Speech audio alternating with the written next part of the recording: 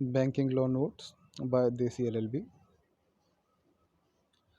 तो आज क्या करेंगे, पेमेंट इन ड्यू कोर्स और पेइंग बैंकर। तो पेज नंबर 16 पे चलते हैं।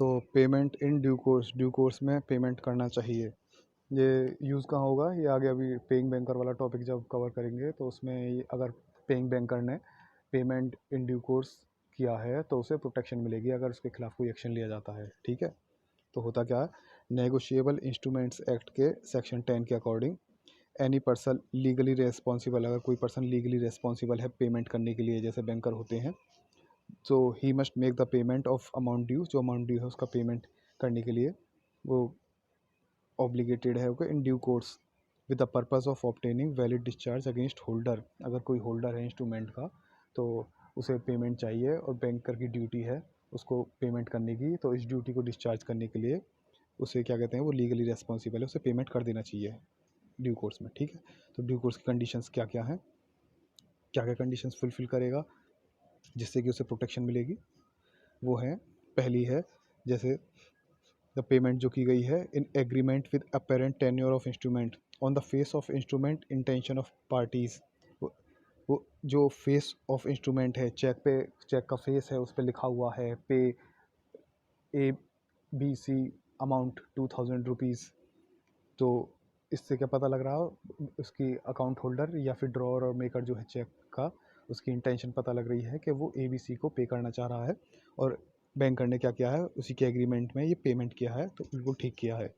ओके, और नेक्स्ट कंडीशन है in good faith and without negligence, उसने गुड फेथ में किया है, ऑनेस्टली किया है, कोई फ्रॉड नहीं किया हो, और विदाउट नेग्लिजेंस, कोई लापरवाही ना की हो, और ऐसा कोई ग्राउंड नहीं होनी चाहिए, no ground that the person to whom payment made not allowed to receive.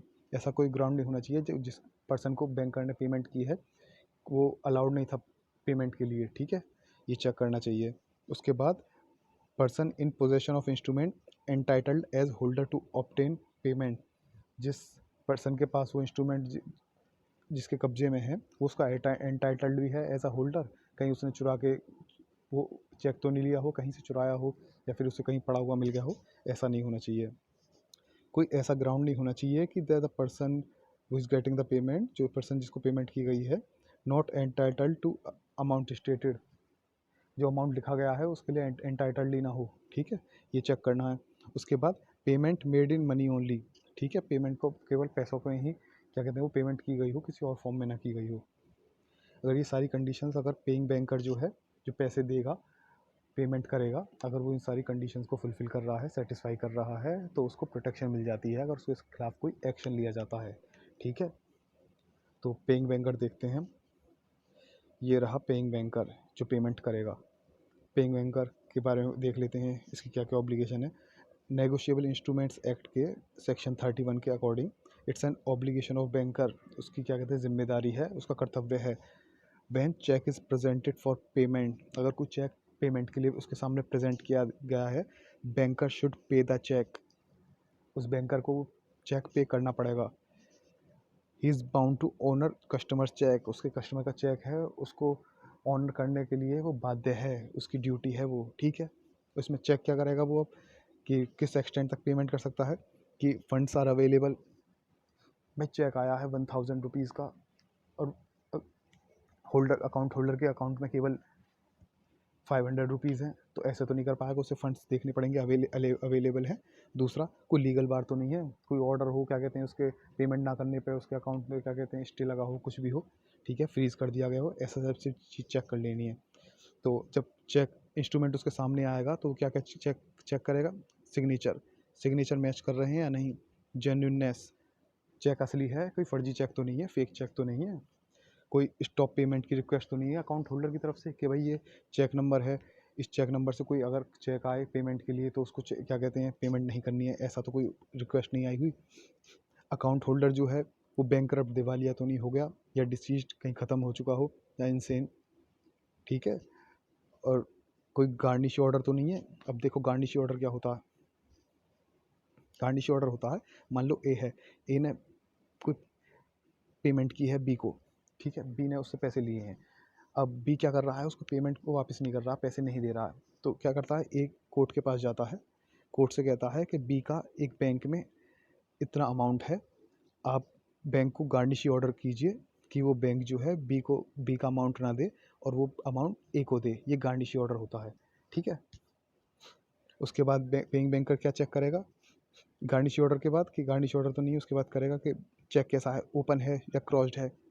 अब पहले क्रॉस देख लें। क्रॉस चेक ऐसे होते हैं जिनमें ऐसे लाइन खिंची होती हैं, ठीक है। क्रॉस चेक में होता क्या है, जिसका नाम लिखा होता है चेक पे, ठीक है, ABC जो भी है, उसके अकाउंट में पैसा ट्रांसफ़र होता है, कैश नहीं मिलेगा काउंटर पे, ठीक है।